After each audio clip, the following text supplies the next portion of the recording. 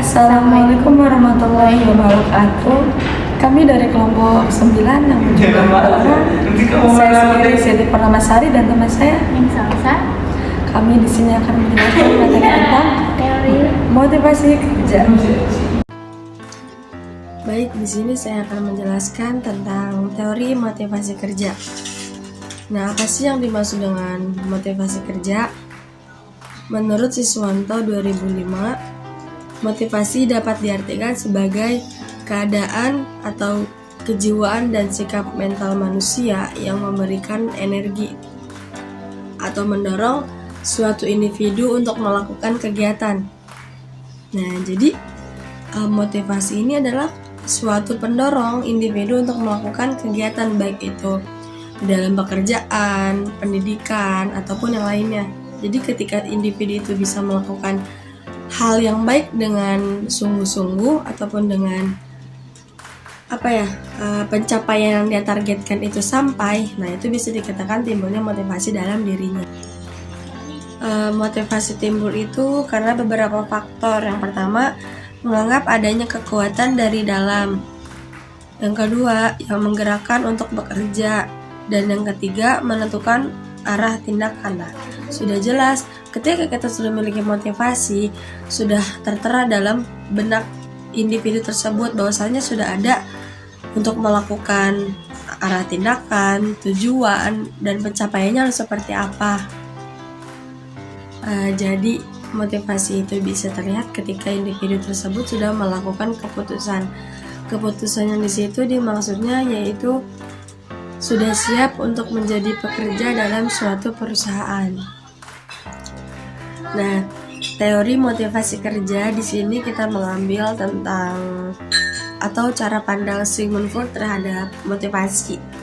Nah, motivasi ini bisa terpenuhi ketika 5 kebutuhan itu terpenuhi juga.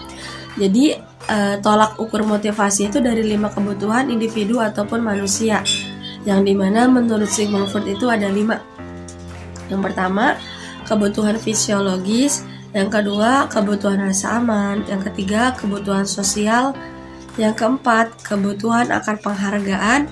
Yang kelima, kebutuhan aktualisasi diri. Nah, itu adalah 5 faktor utama dalam mencapai suatu motivasi dalam individu, terutama dalam dunia pekerjaan.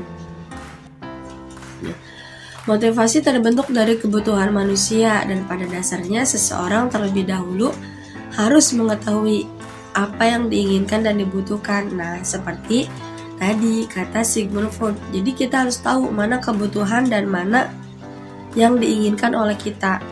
Dan yang harus diutamakan adalah kebutuhan.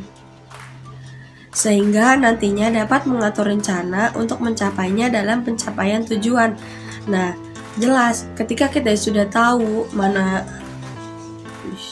yang dibutuhkan dan mana yang diinginkan, nah di situ akan muncullah suatu tujuan yang kita harapkan dan pencapaian kita yang telah terrealisasikan. Selanjutnya ada pengertian kepuasan kerja dan teori kepuasan kerja. Kepuasan kerja merujuk pada evaluasi seseorang terhadap pengalaman positif atau negatif yang dirasakan terkait pekerjaan. Teori-teori tentang kepuasan kerja fokus pada faktor-faktor yang mempengaruhi tingkat kepuasan seseorang di tempat kerja. Ada beberapa teori yang mencoba menjelaskan konsep ini seperti teori kebutuhan, teori ekspektasi, dan teori keterlibatan. Apa sih teori kebutuhan? Teori kebutuhan, teori ini mengemukakan bahwa kepuasan kerja dipengaruhi oleh memenuhi kebutuhan individu di tempat kerja.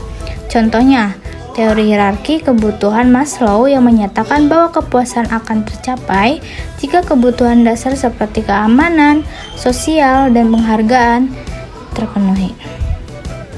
Yang kedua ada teori ekspektasi. Teori ini fokus pada persepsi individu terhadap hubungan antara usaha yang dikeluarkan, kinerja yang dihasilkan, dan ketidakseimbangan yang diperoleh.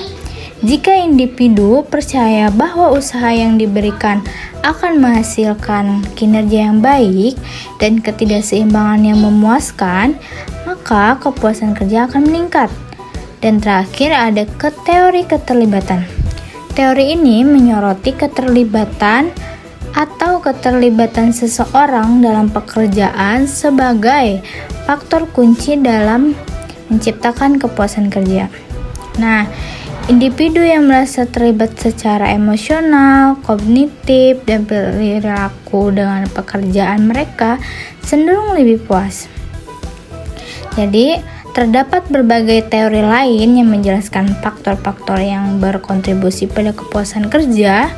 Namun, intinya adalah bahwa kepuasan kerja itu dipengaruhi oleh berbagai aspek seperti kebutuhan individu, harapan, keterlibatan, dan persepsi terhadap pekerjaan dan lingkungan kerja.